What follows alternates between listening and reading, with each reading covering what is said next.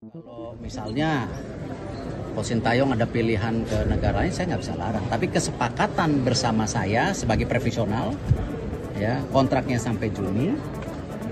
Beliau dan saya bersepakat untuk meloloskan tim U23 ke 8 besar, ya, otomatis 2027. Kan itu kesepakatannya. Jadi saya menghormati kesepakatan itu. Saya tidak berpikir yang lain. Apakah saya puas dengan Coach Sintayong? Puas. Tapi kan saya dididik selama ini sebagai profesional. Nggak boleh pakai perasaan. Artinya apa?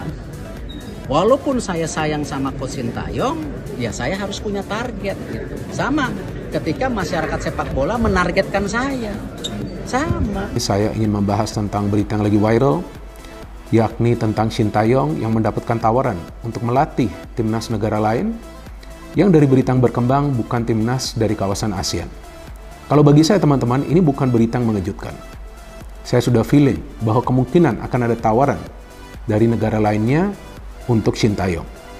Karena keberhasilan dari Sintayong untuk membawa Indonesia lolos dari fase grup adalah seperti suatu mukjizat. Karena seperti yang sama-sama kita pahami, bahwa Indonesia tampil di Piala Asia dengan mayoritas pemain-pemain muda dan merupakan tim dengan skuad termuda. Selain itu juga, kita tahu bahwa Indonesia sebelumnya belum pernah lolos dari fase grup.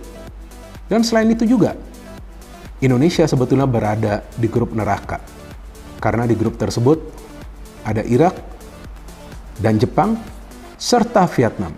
Irak kita tahu adalah tim yang kuat, belum lagi Jepang, dan Vietnam seperti yang kita pahami juga adalah salah satu tim dari kawasan ASEAN selain Thailand yang biasa menyulitkan Indonesia. Dan memang faktanya, Indonesia lolos sebagai salah satu dari 4 tim peringkat ketiga terbaik dan juga bergantung ke hasil akhir dari pertandingan lainnya kan, antara Oman versus Kyrgyzstan. Tapi poinnya kan Indonesia mampu meraih 1 kali kemenangan lawan Vietnam dan permainannya tidak buruk juga. Bahkan pelatih asal Jepang memuji performa dari Indonesia dan menyatakan bahwa sudah ada perkembangan yang cukup signifikan. Setelah itu juga ada pujian dari pelatih Australia yang juga menilai bahwa permainan dari Indonesia sudah berbeda. STY ini sudah membuat sejarah lebih awal di U23 ketika itu berlangsung babak kualifikasi di Stadion Manahan Solo, di mana kita bisa sukses di sana. Untuk pertama kali kita bisa hadir lolos ke Piala Asia untuk U23. Itu sudah sejarah juga, tentunya selama ini tidak dapatkan. Dan kemarin ketika kita ada di 16 besar, sejarah lagi tercipta. Makanya banyak netizen, penggemar sepak bola kita untuk menyanyikan Bung Ropan, kalau boleh main cepat itu STY, tolong tanya ke Pak Erik. Nah, saya sudah coba untuk ke Pak Erik, menanyakan bagaimana soal status atau nasib dari STY ke depan. Karena kita tahu bersama STY itu kan sebelumnya sampai di Desember kemarin. Sebelum ditambah 6 bulan ke bulan Juni ya 2024, tapi sampai di bulan Desember 2023. Akhirnya ditambah 6 bulan. Ini coba dilihat oleh Pak Erik untuk memberikan target-target yang diinginkan. Termasuk di Piala Asia yang saat ini berlangsung di Qatar untuk tim senior. Dan hasilnya mengembirakan. Pak Erik puas, senang. Apa juga yang dikatakan oleh STY bahwa dia ingin membawa Indonesia ke babak 16 besar sudah tercipta, sudah terwujud. Jadi memang kita sudah berada pada rel yang pas. Itu yang dikatakan juga diakui oleh pelatih Jepang, ya, Hajime Moriyasu, bahwa Indonesia sudah pada rel yang tepat, tinggal pengembangan ke depan. Dan dia yakin bahwa dengan tim muda ini prospek Indonesia ke depan itu sangat terbuka, bisa disegani di Asia. Karena itu tadi dia melihat ini tim yang sangat bagus, ya. STY sudah menyusun suatu kerangka tim yang baik dengan banyak pemain muda yang bisa bermain di tim senior. Tidak mudah memang, tapi ini satu langkah yang bagus, ya. Makanya ketika saya menanyakan ke Pak Erik bagaimana dengan kontrak STY ke depan, karena Pak Erik sempat menyinggung kalau bagus lolos 16 besar itu bukan tidak mungkin STY akan sampai di 2027. Kita akan lakukan itu, tapi saat ini memang belum, masih ada nego. Ya, nego yang akan berlangsung dengan STY setelah selesai Piala Asia ini akan dilihat lagi di U23. teknis pelatih. Gue nggak mau menyentuh wilayah itu karena bukan kompetensi gue komentarin itu. Tapi yang jelas STY sudah menyetujui proposal perpanjangan kontrak dari PSSI. Kalau seandainya dia nggak yakin, harusnya ditolak dong.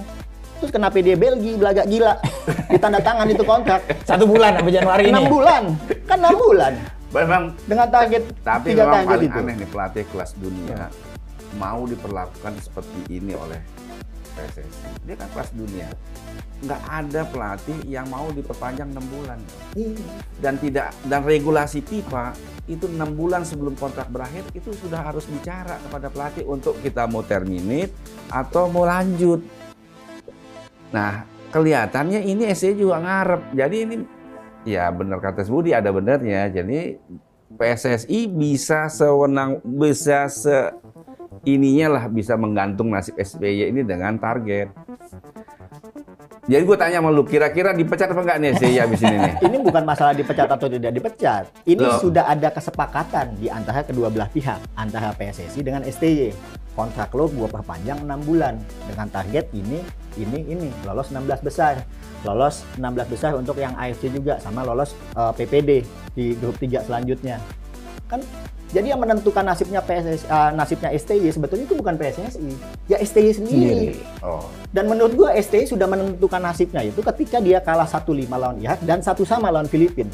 Di situ dia sudah menentukan masa depannya dia bahwa dia akan kolaps di Indonesia. Ditanya soal Sintayong, Erick Thohir mengatakan ya kita lihat setelah Piala Asia U23. Sebenarnya hal ini kan sudah dikatakan sama Erick Thohir, kita lihat. Cuman gue berharap bahwa keputusan ini dirubah lah. Tapi ternyata PSSI bukan hanya Pak Erick, PSSI, jajaran PSSI, manajemennya mengambil keputusan untuk tetap menunggu ke April, di mana Piala Asia U23 baru mereka menilai apakah layak dilanjutkan atau enggak. Tapi itu kan dari pihak PSSI, bisa juga dari pihak Sintayong ya, kalau lu nggak menghargai gue mundur.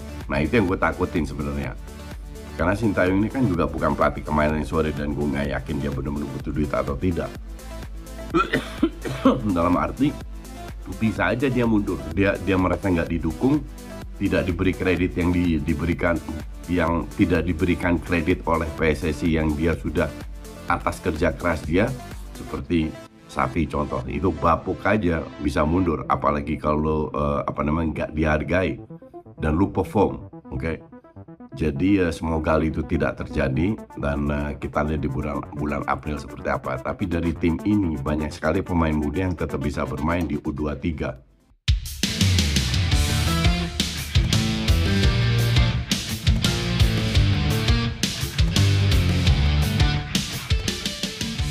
Nama Sintayong atau STY baru-baru ini jadi perbincangan pecinta sepak bola tanah air.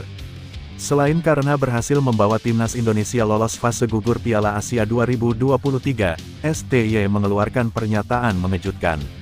STY bilang sudah mendapat tawaran melatih dari tim lain setelah Piala Asia 2023. Lantas bagaimana sikap PSSI atas pernyataan STY? Ketua Umum PSSI, Erick Thohir mengungkapkan pihaknya tidak bisa melarang keputusan STY apabila menerima tawaran tersebut. Yang jelas, PSSI dan STY menjalin kontrak hingga Juni tahun 2024. Masalah Coach Sintayong dilirik negara lain saya tidak bisa melarang, kita bersepakat kita kontrak sampai Juni tahun 2024, kata Erick Thohir. Erick menjelaskan, PSSI memberi 2 target kepada STY jika mau kontraknya diteruskan. Target pertama yaitu meloloskan timnas Indonesia senior ke babak 16 besar Piala Asia 2023. Setelah target itu tercapai, kini PSSI menuntut STY memenuhi target kedua yakni membawa timnas Indonesia U23 lolos 8 besar Piala Asia U23. Kita punya kesepakatan lain, jika kita meloloskan tim U23 kita ke babak 8 besar, otomatis kontraknya kita perpanjang sampai 2027, itu kesepakatan profesional, kata Erick Thohir. Kalaupun STY jadi meninggalkan Indonesia, PSSI mengaku sudah menyiapkan nama pelatih baru. Kalau ditanya, Pak Erick cari alternatif lain. Ya ada, karena ini kesepakatannya, kata Erick. Berita selanjutnya, masyarakat Malaysia sebut timnas Indonesia bakal menggila di Piala Asia 2027. Asal masih Sintayong pelatihnya. Salah satu masyarakat Malaysia, Afik Runi, menyebut timnas Indonesia bakal menggila di Piala Asia 2027. Ia mengatakan timnas Indonesia akan melaju jauh di Piala Asia 2027 asalkan ditangani juru taktik skuad Garuda saat ini, Shin Tae-yong. Baru-baru ini, timnas Indonesia yang turun dengan rataan skuad termuda, berhasil menembus 16 besar Piala Asia 2023. Meski kalah 0-4 dari Australia di 16 besar Piala Asia, Ivar Jenner dan kawan-kawan memberikan perlawanan kepada tim Socceroos julukan Australia. Secara keseluruhan gameplay yang dibangun timnas Indonesia sangat solid. Dengan mayoritas pemain di bawah 23 tahun, skuad yang sama akan turun di Piala Asia 2027, kata Afik Runi di akun TikToknya, @foxa. Kalau Shin Tae-yong masih dipertahankan, boleh berharap melihat tim ini melaju jauh di Piala Asia 2027, lanjut Afik Runi. Lantas, sudahkah timnas Indonesia lolos Piala Asia 2027? Jawabannya belum.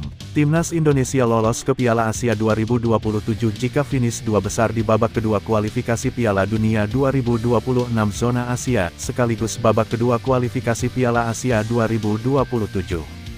Peluang timnas Indonesia finish 2 besar di babak kedua kualifikasi Piala Dunia 2026 zona Asia sangat besar.